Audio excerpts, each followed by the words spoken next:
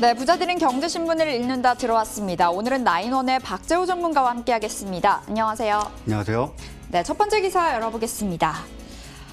K배터리 운명의 주간이라고 볼 수 있겠습니다. LG화학과 SK이노베이션 원래는 오늘이 소송 판결이 나는 날이었는데요.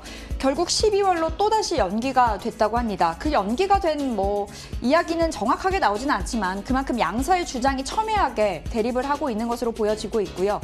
그리고 LG화학 이번 금요일 30일이 이제 물적 분할하느냐 마느냐 그 갈림길에 서게 되는 날인데요. 일단 이대주주 국민연금의 표심을 알 수가 없어서 현재로서는 불확실하다 이렇게 볼 수 있을 것 같습니다. K배터리 지금 불확실을 좀 업고 가는 상황인데 이 상황에서 전문가님은 어떻게 보시는지요? 자, 일단 많은 분들께서 일단 LG와 SK이노베이션의 어떤 그런 분쟁, 갈등에 대해서 어떤 기술적인 부분들로 지금 이제 점화되었지만 실질적인 시작 부분은 전직이었습니다. 네. 이제 LG화학에 있던 100여 명의 기술진들이 전직을 한 과정 중에 SK이노베이션으로 대거 투입이 되면서 이제 그로 인한 이제 갈등의 시작점이 되었는데 실질적으로 본다라면은 크게 이슈화될 부분들은 아니었어요. 다만 경쟁사다 보니까 LG화학 입장에서는 그런 부분을 쟁점화시켜서 지금까지 시간은 상당 부분 오랜 시간 끌고 오면서 영업비밀을 침해했다. 이 이야기까지 나왔는데 사실 개인적으로 좀 매우 아쉽습니다. 지금같이 중요한 시기에 이런 어떤 어찌 보면 별거 아니라고 할 수 있는 부분을 여기까지 끌고 왔다라는 게 상당히 개인적으로 좀 많이 아쉽고 특히나 지금 시점에서 좀 번외적인 이야기이긴 하지만은 LG와 SK이노베이션의 이제 공동의 어떤 적이 있죠.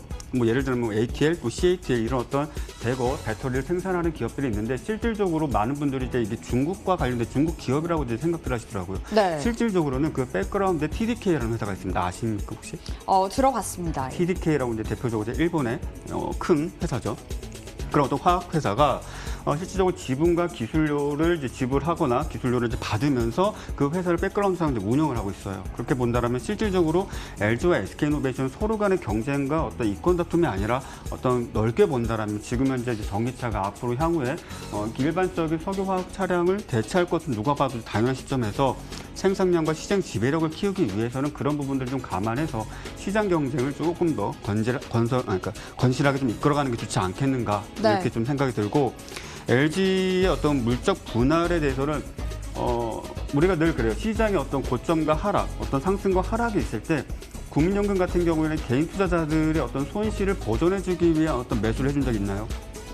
솔직하게 말씀드린다면은 그 누구보다 앞서서 시장 고점에서 이익 실현을 하거나 막대한 손실을 감수하고서라도 손절매를 하는 게 국민연금입니다. 그러니까 실질적으로 철저히 기업의 이기심 또는 자신들의 이기심에 의해서 움직이는 것이고 실제 트레이딩을 하는 그 분들 역시 마찬가지로 직장일 뿐입니다. 그러니까 직장인이라는 것은 자신들의 어떤 실적을 위한 수익을 위한 트레이딩을 할 뿐이지 물적 분할 역시 마찬가지로 어떤 그런 관점에서 자신들에게 이익이 되는 부분으로 나아갈 것이지 어떤 소액 주주들의 어떤 가치를 제고하기 위한 어떤 판결이나 판단을 내리기엔 다소 좀 무리가 따르지 않을까 싶습니다. 그러니까 이제 우리가 궁금한 건 이 주가 올라갈 거냐라는 거겠죠. 30일에 LG화학 그럼 주주총회 있고 나서 불확실성이 좀 해소되는 차원에서 주가 올라가지 않을까 이런 생각도 들고 일단 어떠세요? 업종 섹터로 좀 봐야 되겠죠. 일단 2차 전지 같은 경우에는 향후 지속적인 성장이 누가 봐도 전망되는 상황입니다. 근데 이미 그것이 선반영되었죠. 선반영됐던 측면을 고려한다면 지금 LG화학 같은 경우 추가적인 상승보다는 횡보 또는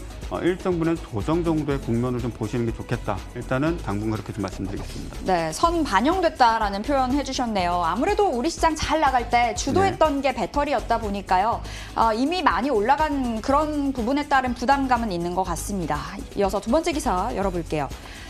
정말 오늘 시장에서 기아차가 군계 일학이라고 표현을 해볼 수 있을 것 같습니다. 기아차 정말 오늘 개장 직후부터 슈팅 나와주고 있는데 3분기 실적, 호실적에 제대로 힘을 받고 있습니다. 3분기 영업이익이 2천억 원 가까이 나오면서 일단 세타2 엔진 결함으로 1조 원이 넘는 품질 비용이 반영이 됐는데도 적자를 피했다라는 차원에서 오늘 스포트라이트를 받고 있는 기아차인데요.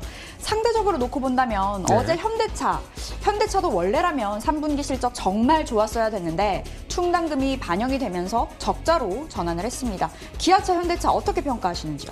자, 일단은 좋습니다. 기아차, 현대차 좋을 수밖에 없고요. 기업 활동에 있어서 최근에 코로나19에 의한 어떤 매출 실적이 다소 좀 악화되거나 판매량이 저조할 것이다라고 했음에도 불구하고 막대한 영업이익을 기록했습니다. 네. 다만 세타 엔진과 관련된 어떤 그런 상계된 부분들이 결과적으로 영업이익을 적자로 좀 마련하게 좀 만들었는데 이 부분에 대해서는 조금 아쉬운 부분들은 있어요. 하지만 그런 어떤 이슈가 현대차에 지금 반영되어 있는 상황이죠. 그런 반면에 기아차에는 반영이 덜 되었다고 볼 수가 있어요. 그러다 보니 오늘 같은 경우에는 이제 플러스 5% 이상의 갭상승의 상승 형태를 좀 이어가고 있는데 앞으로 기아차를 계속적으로 주목을 해야 됩니다. 현대차도 마찬가지겠지만 현대차 같은 경우는 이제 프리미엄 세단을 지속적으로 제네시스 라인을 계속적으로 좀 밀어주고 있는 상황이고 더 나아가서 N 라인이라고 하죠.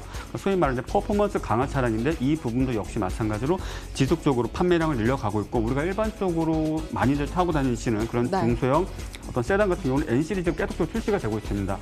이런 말씀드리면 좀 못하지만은 실질적으로 우리나라 같은 경우는 이제 테스트베드라고 하죠. 그러니까 우리나라에서 일정한 어떤 테스트를 통해서 베타 테스트를 통해서 검증된 어떤 기술력을 해외에 출시하게 될 것입니다. 우리에겐 다소 좀 아쉬운 부분들이 있어요. 우리는 여러 가지 문제점을 안고 테스트를 하고 수리를 해야 되겠지만은 그렇게 검증된 기술은 해외 수출될 것이고 그것이 영업이익에 연결될 부분이 가능성이 매우 크다라는 것.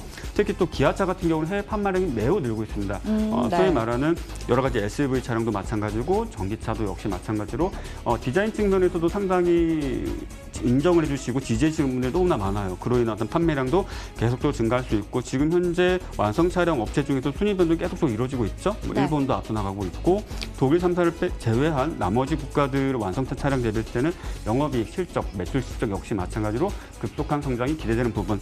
예, 그렇게 네. 좀 말씀드릴 수 있겠네요. 네, 기아차, 현대차 좋다 이야기해주고 계신데요. 그러면 오늘 기아차 이렇게 급등했다 보니까 네. 지금 진입은 좀 어려울 것 같고 네. 진입 밀렸을 때 해보자라는 관점이신가요? 일단 늘 말씀드리지만은 우리가 많은 분들이 시장에서 어떤 주식을 매수할 때 저점에만 사시려고 하세요. 근데 저점 누구도 모르지 않습니까? 그러니까 그 과정 중에 저점을 돌리는 추세의 변곡점을 찾으셔야 되는데 그것을 우리가 가장 쉽게 판단할 수 있는 것은 거래대금입니다. 예. 소위 말해서 하루 평균 거래대금 기아차 기준에서 약 5천억 정도라고 했을 때 오늘 만약에 1조 원 이상의 어떤 거래대금을 일으키는 상승 양봉의 형태를 보여주게 된다면 그로 인한 추세의 변곡점으로 삼으시고 그 과정 중에는 저점을 점차적으로 높이는 그런 과정들이 발생을 하게 될 것입니다. 네. 보다 자신에게 유리한 좋은 가격 찾으셔가지고 매수하셔도 좋겠습니다. 기아차 추경 매수도 가능하다라는 관점으로 이야기를 해주셨습니다. 자, 세 번째 기사 열어보겠습니다. 바이오업계 대표주자 셀트리온이 올해 매출 2조 원에 육박할 것으로 보여지고 있습니다. 이 5년 연속 1등을 달려갔던 유한 양행을 처음으로 추월할 것이다. 굉장히 상징적이다라는 기사 나와준 건데요. 왜냐하면 정통적인 제약사잖아요. 그렇죠. 이 바이오 기업 셀트리온이 넘어섰다라는 건데 바이오시밀러 정말 잘 나갔습니다. 유럽에서 시장 점유율 1위 했고 미국 진출까지 했고 그런데 셀트리온 그룹주 이런 호재에도 맨날 시원한 상승 안 보이고 이러니까 참 답답하단 말이죠. 어떻게 보시는지요? 보유자들 영역에서. 일단 3사업병이 이제 기정사실화되고 있는 상황이죠. 그로 인해서 셀트리온이 사기적으로 목표로 하는 바는 글로벌 제약사입니다. 글로벌 제약사와 함께 앞으로 이제 어쩔 수 없이 지속적인 영업 활동을 지금처럼 해온다라면 지속적인 성장은 불을 보듯 뻔한 상황입니다. 다만 그 과정 중에 이제 3사 합병이 어떤 식으로 이루어질지에 대해서는 아직 구체적으로 나온 사안이 없기 때문에 그 부분이 단기적인 이제 악재가 될 것이고요. 이런 말씀을 드리기 좀 송구하지만 이제 기사상에는 이제 유한 양행을 예를 들었는데 셀트리온의 지금 적수라고 한다라면은 저는 일단은 글로벌 제약사 중에서는 화이자와 같은 그런 대형 제약사가 있을 것이고 그 외에 CMO 쪽으로 보게 된다면 삼성 바이오로직스와 같은 기업일 수가 있겠습니다. 셀트리온은 이제 궁극적으로 워낙에 막강한 자금력을 가지고 있기 때문에 실질적인 어떤 어떤 생산 설비 확충을 하게 된다라면은 실제로 삼성 바이오로직스 못지 않은 그런 어떤 생산 설비를 충분히 갖출 수 있을 것이라 생각을 하고 유한 양행을 제쳤다라는 것이 큰 호재라기보다는 그것을 이미 뛰어넘은 것이라는 것은 업계 사람 다 알고 있었고 그 이상의 어떤 글로벌 제약사로의 발돋움할 수 있는 어떤 모멘텀으로서 우리가 한번 좀 주목해볼 만한 그런 기사다 이렇게 말씀드릴 수 있겠습니다. 네, 알겠습니다. 이렇게 마지막 셀트리온 기사까지 긍정적으로 체크를 해주셨네요. 오늘 나인원 박재호 전문가와 함께 부자들은 경제신문을 읽는다 진행해봤습니다. 오늘 말씀 고맙습니다. 감사합니다.